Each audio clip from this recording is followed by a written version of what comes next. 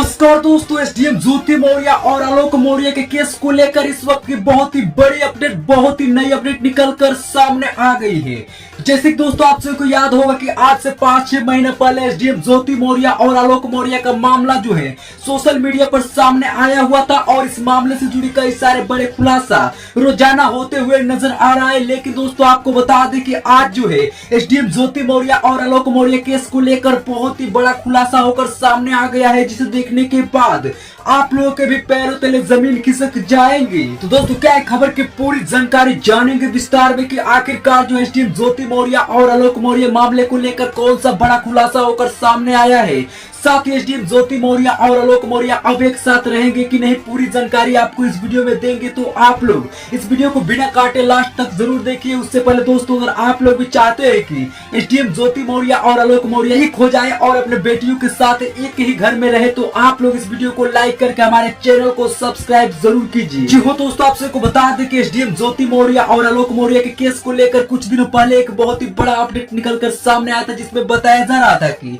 SDM ज्योति मौर्य और आलोक मौर्य जो है अब एक दूसरे को तलाक नहीं देंगे और एक साथ ही रहेंगे। लेकिन दोस्तों आपको बता दें कि अभी भी बहुत ही बड़ी खबर निकलकर सामने आया है, जिसमें बताया जा रहा है कि अब जो है एसडीएम ज्योति मौर्य और आलोक मौर्य एक साथ नहीं रहेंगे और फिर से एक बार तलाक लेंगे।